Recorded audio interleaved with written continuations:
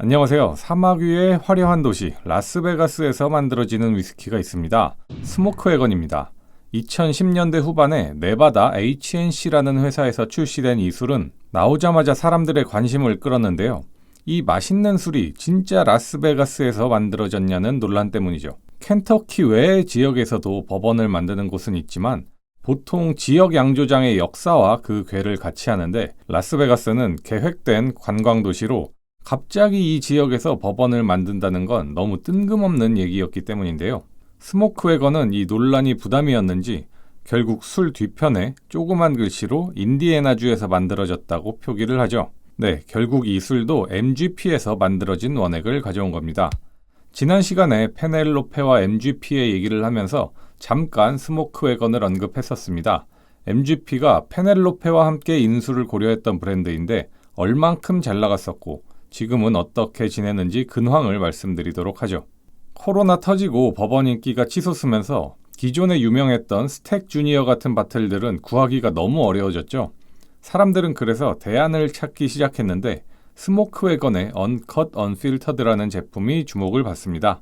당시에 꽤 많은 사람들이 스모크웨건 언컷의 높은 수준을 인정하면서 이 술 역시 아이러니하게 스택 주니어처럼 구하기가 어려워지고 가격 프리미엄도 붙기 시작했죠. 페넬로페가 낮은 가격 그리고 블렌딩과 피니쉬를 통한 퀄리티 있는 제품 출시로 시장을 강타했다면 스모크웨건은 다른 기교 없이 좋은 원액 그대로 출시하는 방법으로 버번 애호가들의 관심을 받은 거죠.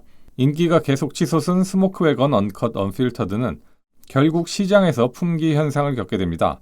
물론 스태그 수준으로 몸값이 엄청나게 뛰진 않았지만 가끔씩 출시하는 프라이빗 셀렉트 싱글 배럴 같은 경우는 어느 가게에 입고됐다는 소식만 들리면 바로 품절되는 모습도 보여줬죠. 이렇게 잘 나가던 스모크웨건의 맛이 너무 궁금해서 2023년인가 저도 라스베가스에 갔을 때 공항에서 내리자마자 바로 스모크웨건 언컷 제품을 사서 마셔봤는데 깜짝 놀랐습니다. 아마 제 인생에서 실망스러운 버번 5가지 뽑으면 거기 들어가지 않을까 싶은 맛이었거든요. 뭐 기대가 워낙 컸던 부분도 있겠지만 같이 여행하던 친구들도 입맛이 다 다른데도 저랑 비슷한 생각을 갖고 있더라고요. 당시에 여행하면서 많은 리퀘어 스토어를 들렸는데 스모크웨건 제품들이 엄청 많이 쌓여 있는 걸 보고서 그때 알게 됐죠.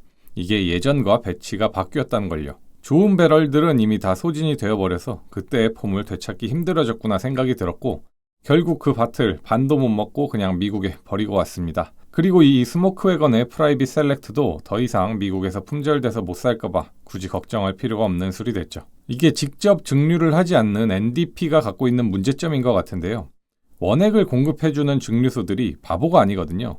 배럴을 한두 개 파는 게 아닌데 좋은 배럴만 쏙쏙 골라 가져갈 수 있게 해주질 않죠. 최근 생산량이 늘었다고 해도 예전에 만들어 놓은 맛있는 배럴의 개수는 한정적이기 때문에 장기적으로 좋은 배럴들만을 쏙쏙 챙겨놓기가 쉽지 않습니다. 대표적인 사례가 올드카터나 포게이트 같은 브랜드인데 버번 좋아하시면 들어보셨을 법한 좋은 퀄리티의 술을 잘 만드는 곳이죠. 그런데 최근에 보기가 힘들어졌어요. 생산량을 상당히 줄여버렸기 때문인데요. 굉장히 인기 많고 잘 나가는 브랜드인데 2023년과 2024년 제품 출시 리스트를 비교해보면 한눈에 생산량 감소를 알 수 있습니다. NDP로서 좋은 배럴 확보가 이렇게 쉽지 않다는 걸 간접적으로 알 수 있는 지표죠. 또 MGP 원액의 많은 부분을 의존하던 올드 엘크라는 브랜드도 최근에 모든 자산을 매각해버린 사례도 있고요. 이런 거 보면 지금 잘 나가는 리버루츠, 레어 캐릭터 이런 브랜드들 매수를 좀 해놔야 되지 않나 싶기도 해요. 언제 또 원액 공급 이슈가 터질지 모르니까요. 아예 생산량을 줄여버리면 소비자들이 속지는 않는데 갑자기 맛이 없어지면 좀 씁쓸합니다. 어쨌든 스모크웨건 얘기로 돌아와서 2023년에 스모크웨건과 MGP의 인수합병은 불발됩니다. 내부자가 아니고서는 어떤 이유에서 거래가 파토났는지는 알 수 없지만 그 이후 스모크웨건의 행보는 주의 깊게 볼 필요가 있는데요. 두 회사는 여전히 좋은 거래 관계를 이어가고 있습니다. 그런데 스모크웨건 입장에서는 그래도 원액 확보에 대한 리스크를 해소할 필요가 생겼죠. 여기서 여러분께서는 생소할 수도 있는 새로운 개념이 등장합니다. 바로 배럴 파이낸싱입니다. 술이 든 오크통을 금융상품 형태로 만든 거죠. 2024년에 어드밴스드 스피리츠라는 회사와 스모크웨건은 계약을 체결하는데요. 어드밴스드 스피리츠는 스모크웨건 대신 MGP에서 원액을 구매합니다. 그리고 시간이 지나서 그 원액을 스모크 웨건에게 정해진 가격으로 파는 거죠. 스모크 웨건 입장에서는 이런 금융상품을 통해서 본인이 가진 자본보다 더 많은 양의 원액을 확보할 수 있게 됩니다. 대신 어드밴스드 스피리츠라는 회사에게 이자나 수수료를 지급해줘야 하죠. 원액 확보에 대한 리스크는 해소할 수 있지만 결국 이런 금융 비용은 제조 원가에 반영되어 판매 가격에 영향을 끼칠 것이 자명한데요. 아직은 이런 배럴 파이낸싱을 많은 업체에서 이용하고 있지는 않은 현실입니다. 그래도 향후에는 이게 전반적인 위스키 가격에 영향을 줄까 걱정되는 부분도 있죠. MGP 입장에서는 술을 과잉 생산해놨다고 주가가 떨어지는데 반대쪽에서는 좋은 배럴을 확보하기 위해서 이자까지 내면서 배럴을 사는 상황이니 아이러니가 느껴지기도 하고 스모크 웨건의 향후 명예 회복이 기대되기도 하네요. 지금 2편 연속으로 MGP 얘기를 많이 하고 있는데요. 미국 주류 판매점에 가보면 처음 보는 생소한 브랜드의 버번들이 꽤 많죠. 켄터키 버번이라고 쓰여 있지 않은 경우 그럼 이거 MGP인가라는 생각이 들 정도로 인디애나 버번은 많이 퍼져 있습니다. 인디애나주에 다른 증류소도 있기 때문에 라벨에 인디애나주에서 증류됐다고 표기되어 있다고 모두 MGP인 건 아니지만 확률상 MGP의 제품일 가능성이 높죠. 만약 생소한 브랜드 앞에 바틀드 바이만 붙어 있고 디스틸트 인 인디애나 이렇게 써 있다면 거의 MGP라고 보시면 됩니다. 맛은 어떨까요? 오늘 맛을 비교해 볼 건데요. 인디애나를 대표하는 버번이 MGP가 되어버린 만큼 다른 지역의 버번들과 어떤 차이가 있을지 지역별 블라인드 테이스팅을 해보려고요.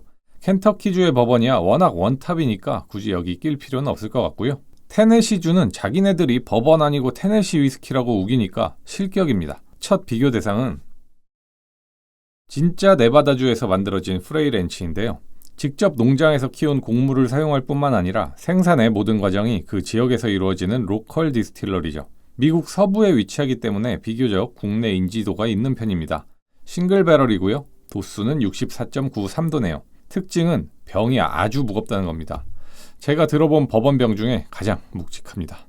두 번째는 스틸오스틴 캐스크 스트렝스입니다. 텍사스에서 만들어지는 위스키 브랜드 몇 개 있죠. 발코네스나 게리슨 브라더스가 인지도가 좀 있는데 좋은 제품은 좋지만 안 좋은 제품은 평가가 좀 박한 것도 있거든요. 스틸오스틴은 뭘 마셔도 어느 정도 평타 이상은 쳐주기 때문에 텍사스 대표 선수로 나와도 되지 않나 싶습니다. 역시 텍사스에서 생산된 곡물로 위스키를 만드는 증류소인데 2년 숙성에 도수는 59도고요. 조금 남았을 때 바이알에 소분해 놓은 걸로 마셔보겠습니다. 다음은 미주리 버번인데요. 할라데이 소프트 레드 윗 리카우스 프루프 밀버번이고 미주리주에서 자란 옥수수를 원료로 만들어졌습니다. 켄터키 옆 동네인 만큼 버번의 퀄리티도 괜찮고 다른 지역보다는 정통 버번에 더 가까운 느낌이 있죠. 6년 숙성 59.9도입니다. 라스베가스에서 병이분하지만 원액은 인디애나 MGP에서 가져온 스모크 웨건 프라이빗 배럴 7년 숙성 57.35도고요. 참고로 라스베가스에 있지만 지금은 이 회사 방문해서 투어 같은 건 불가능하다고 합니다. 2026년에 재개할 예정이라고 하는데 관심 있으신 분들은 미리 검색하고 가시는 게 좋겠네요. 그럼 어느 지역의 버번이 가장 맛있을지 블라인드 테이스팅 준비해 오도록 하겠습니다. 네, 4잔 준비해왔고 A부터 마셔보겠습니다. 향에서 처음엔 오렌지 껍질 같은 그런 살짝 시트러스 향이 나다가 뒤에는 굉장히 진하고 농축된 캐러멜 같은 향이 바닐라와 함께 올라오고요. 맛에서도 비슷합니다.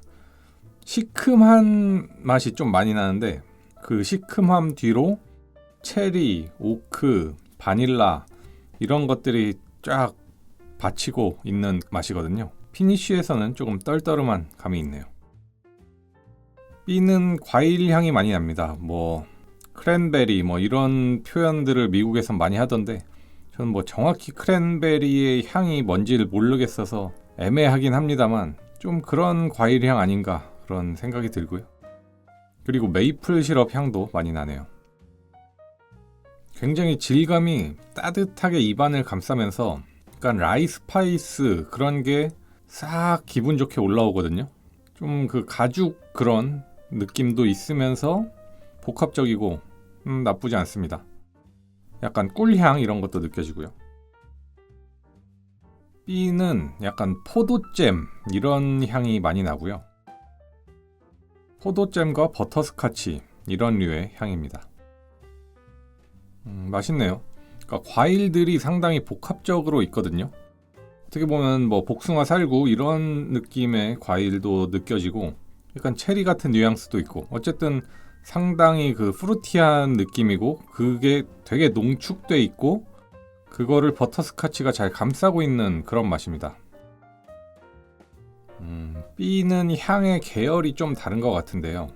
약간 곡물? 그러니까 좀 몰티한 느낌의 그런 곡물 향이 좀 올라옵니다. 그 뒤로 시럽 같은 베이스가 있는 것 같고 굉장히 특이하네요. 이거는 흔히 볼 수 있는 버번에서 나오는 맛은 아니고 시큼한데 뭔가 A와 D의 시큼함이 많이 다르긴 해요. D는 좀 수정과 같은 시큼함, 그리고 A는 체리 같은 시큼함 이런 쪽이라 달달하지만 D가 뭔가 그 시나몬 이런 향 굉장히 풍부하고 굉장히 특이한 맛입니다. 일단 A, B, C, D 한 번씩 다 먹어봤는데 딱히 이제 퀄리티적으로 떨어진다 이런 술은 일단은 첫인상에서는 없는 것 같고 어느 정도 레벨이 되는 술들이다 보니까 취향 차이로 조금 갈릴 것 같긴 한데 다시 천천히 한번 먹어보겠습니다. B는 맛이 특이한 게 상큼함이 좀 레모나스러운 상큼함이 있거든요. 그렇다고 막 엄청 시다 뭐 이런 느낌이라기보다는 그 라이 위스키에서 나올 것 같은 좀 그런 특이한 허브 그리고 거기서 파생되는 라이 스파이스 그런 느낌이 강하고 그러면서 바닐라와 캐러멜 이런 것도 좀 있고 재밌는 맛입니다. C는 커피콩 볶을 때 나는 향 그리고 뒷맛에서는 굉장히 과일스러운 이런 밸런스가 기가 막히게 맞아떨어지면서 딱히 거슬리는 노트도 없고 충분히 매력적으로 느껴집니다. A는 바닐라와 캐러멜 그리고 굉장히 그 농축된 단맛 이런 것들이 느껴지거든요. 처음 마셨을 때는 신맛이 좀 튀는 거 아닌가 싶었는데 두 번째 마시니까 또 그렇게 신맛이 거슬리진 않고요. 네, D는 아무리 마셔도 그 수정과에 있는 잣 있잖아요. 연상이 되거든요. 그래서 뭐 제가 좋아하는 맛은 아닙니다.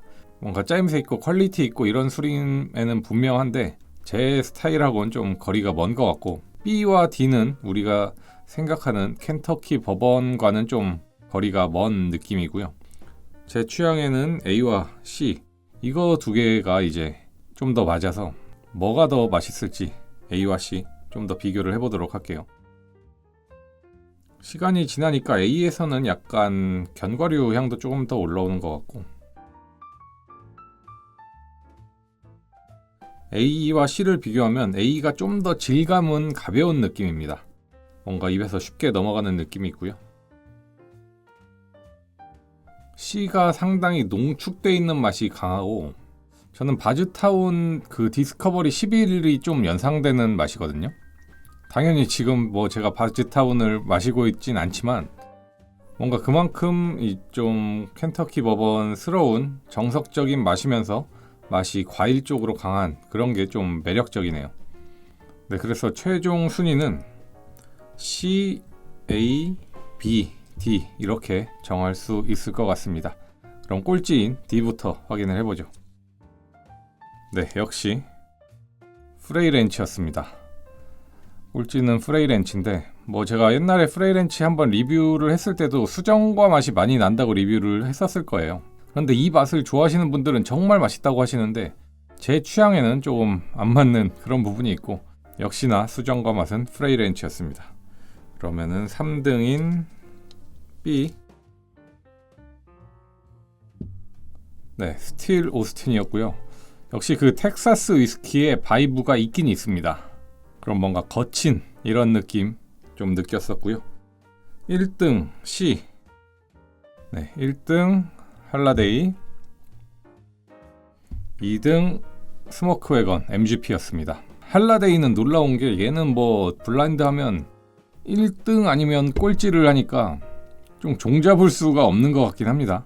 어쨌든 할라데이 이거 시간이 지나면 지날수록 맛있어지는 것 같아서 제가 또 밀버번을 좋아하기 때문에 그런 것도 있을 수 있는 것 같고 어쨌든 뭐 길게 얘기할 거 없이 할라데이, 리카우스 프루프 저는 추천드리겠습니다. 솔직히 처음 마셨을 때는 그렇게 첫인상이 좋지 않았었던 바틀인데 마시다 보니까 인정할 수밖에 없게 되고요. 2등인 스모크 웨건 오늘의 주인공이었는데 나쁘지 않은 성적이죠.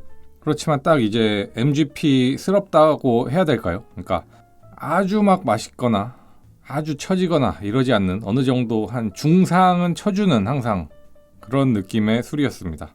물론 MGP에서 워낙 많은 양을 생산하기 때문에 이 스모크 웨건 한 병으로 MGP라는 그 회사를 재단할 수는 없지만 제 생각에는 MGP 제품들에 너무 큰 돈을 쓸 필요는 없지 않을까 이렇게 생각이 듭니다. 그렇지만 어느 정도 퀄리티를 또 보장해주는 것도 있기 때문에 적당한 가격에서 MGP는 충분히 좋은 선택이다.